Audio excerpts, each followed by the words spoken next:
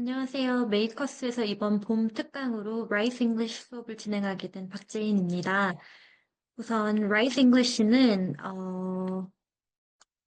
Reading, Issue, Strategies, Essay Writing 이렇게 네 부분으로 구성되어 있어요.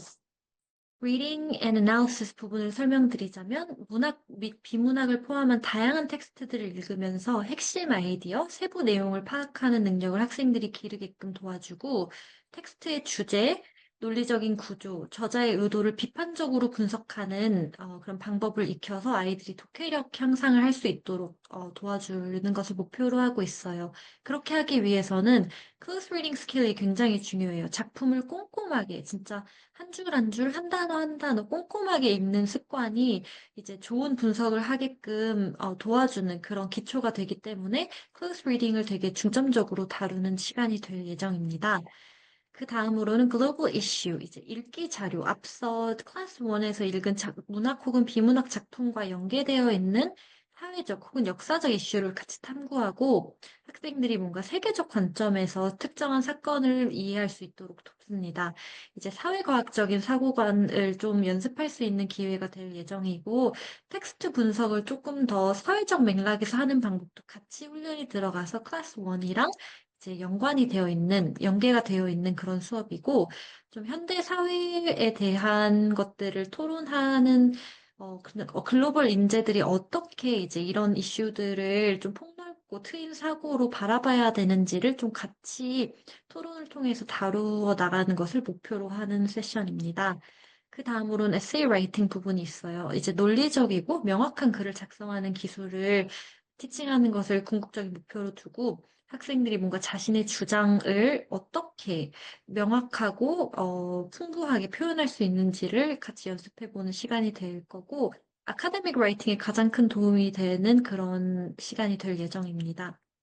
마지막으로 이제 strategy, multiple choice question, 이 객관식 문제풀이 시간이 있는데 학생들이 지문을 읽다 보면 이제 문학적 분석을 하기 위해 지문을 읽는 그런 어프로치랑 문제풀이를 하기 위해서 지문을 읽는 어프로치가 되게 달라야 돼요. 그래서 이런 분석을 위해서는 꼼꼼히 깊이 있게 여러 번 곱씹으면서 읽는 게 중요하다면 문제풀이는 그런 전략적인 방식으로 딱딱 핵심을 뽑아가면서 지문을 대해야 되잖아요.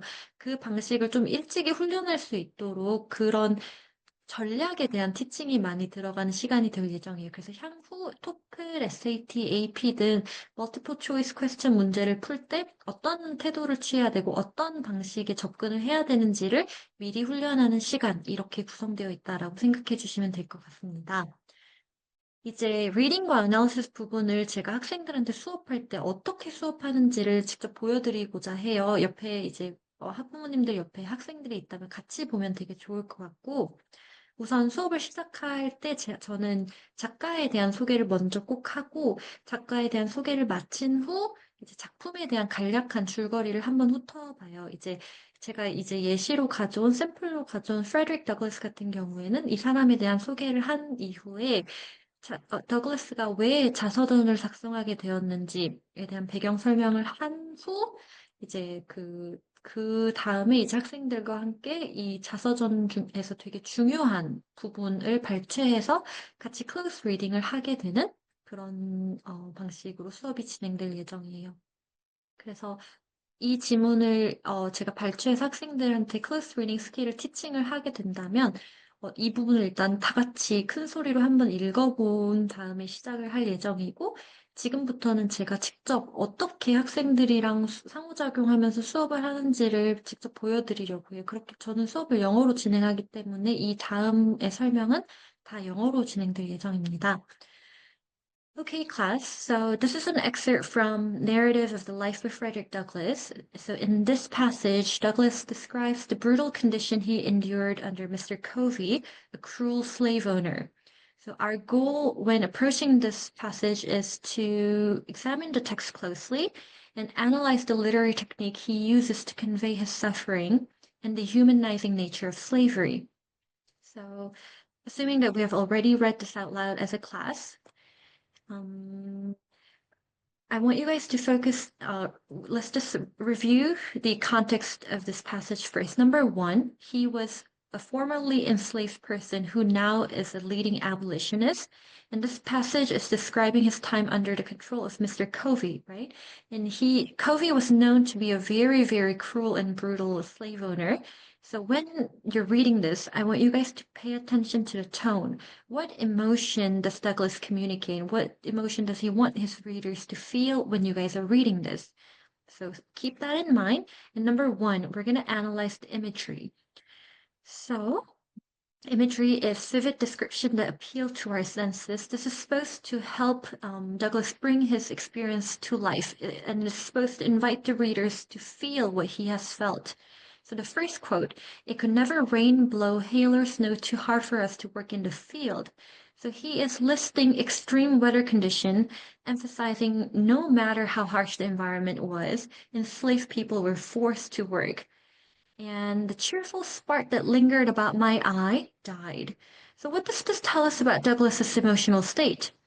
This imagery personifies his spirit, showing that slavery has not only exhausted his body, it killed his hope and identity. So the spark in the eye is not about his physical spark, right? It is about his personality characteristics. So it personifies his spirit, and by saying that it has died, it just implies how his identity, his hope, his him as a person was slowly dying under the system of slavery. Next, the longest days were too short for him, and the shortest nights too long for him. Behold, a man transformed into a brute. This would be contrast. He is using opposite ideas to effectively convey what he truly wants to communicate, right? The longest days were too short for him, and the shortest nights were too long for him. This is a very simple sentence, but it effectively conveys how Covey always wanted more work done. He couldn't bear to watch the slaves rest, even if it was a very short rest. He always felt like more work could be done.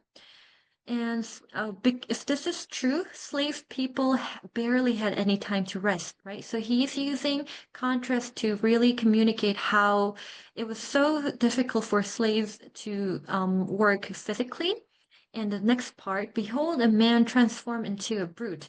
This is contrasting being human versus being an animal, right?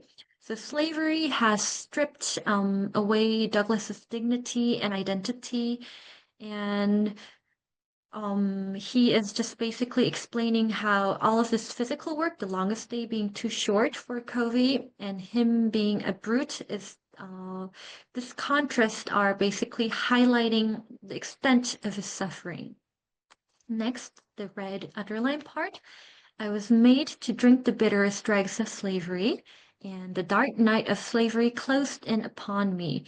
These are metaphor. It describes his sufferings through comparison. So the first one, he's saying that he was forced to consume something bitter, unpleasant, and even poisonous. And if you think about it, if you consume something, it enters your body. Now it is a part of you. And how he was forced to drink this very, very bitter and unpleasant thing just implies how slavery has taken control of his body and identity. The dark night of slavery closed in upon me. Dark night is a very easy comparison, right? What feeling does dark night create? You would think of isolation, despair, loneliness, having no escape. So this metaphor shows his hopelessness. It was as if he was swallowed by darkness with no way out. So here's metaphor, and this is the final one in the one highlighted in orange. So this would be parallelism. So parallelism is repeated sentence structure to emphasize his suffering. So I was broken in body, soul, and spirit. This shows the different ways he suffered, physically, mentally, emotionally, spiritually. So this structure reinforces how completely he was destroyed by slavery. In the next part, it reinforces how he was destroyed by slavery again. So see how they're placed next to each other. This would again add to the emphasis of how bitter and torturing slavery was. And this shows how slavery has systematically destroyed every part of his identity. So now that we have analyzed key elements, literary elements of imagery, contrast, metaphor, and parallelism, I want you guys to reflect on what Douglas's main message in this passage would be. If you really think about it, this isn't just about his personal suffering. The imagery and metaphor, all the literary techniques he's using in this part is used to critique slavery and how brutal it is. So he uses these techniques to make the reader see, feel, and understand the brutality of slavery in a way that fact alone cannot describe. 이런 방식으로 제가 먼저 클래스 리딩을 해주고 아이들과 하나하나 같이 다룬 다음에는 아이들이 직접 해볼 수 있도록 지도하는 시간을 가져요. 이제 다른 지문을 제공한 이후에 이거에 대해서 간략하게 소개를 해주고 학생들이 직접 여기 1, 2, 3번 적혀 있는 대로 직접 circle quotes that reflect cruelty, compliance, resistance 이런 부분을 찾아서 동그라미 치고 밑줄 치고 정말 지문을 하나하나 꼼꼼히 한 단어 한 단어 보면서 이런 부분을 찾아서 찾은 이후에 다시 큰 테마랑 연관시키는 활동을 하게 되는 그런 방식으로 close reading activity가 진행이 될 예정입니다. 어, 이제 많은 학원들이 이렇게 문학 수업을 할 때 설명을 하고 이런 것들을 하지만 close reading은 진짜 더 깊이 있게 할수록 더 깊이 있는 분석이 나오거든요. 그래서 그 부분을 학생들이 직접 배우고 체험했으면 좋겠다라는 거를 큰 목표로 두고 수업을 구성했고, 이 라이스 프로그램 전체가 클래스 리딩뿐만 아니라 전반적으로 저희가 구성할 때 신경 썼던 부분이 이 시기를 지나서 학교 생활을 할 때, 하이스쿨을 다닐 때, 이제 글을 쓰고 영어 수업을 듣고 그리고 SAT 시험을 준비하고 이런 부분을 좀 전반적으로 두루두루 잘 준비시켜줬으면 좋겠다라는 것을 염두에 두고 수업을 구성했어요.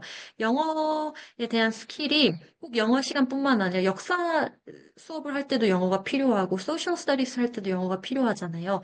일단 두루두루 아이들이 적용하고 잘 활용할 수 있는 스킬들을 좀 잘 가르쳐 보자라는 것을 목표로 두고 구성한 수업이고, 아이들이 이 시기 때 미리미리 잘 연습해두면 하이스쿨 때 조금 더 수월하게 이 어려운 과정들을 헤쳐나갈 수 있도록 저희가 그런 것들, 아이들이 이제 좀 더 편안한 하이스쿨을 좀 보낼 수 있도록 잘 단단히 대비시켜서 가르치자 이렇게 생각하고 수업을 준비하고 있습니다.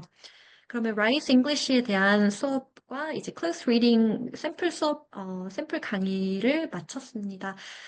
감사합니다.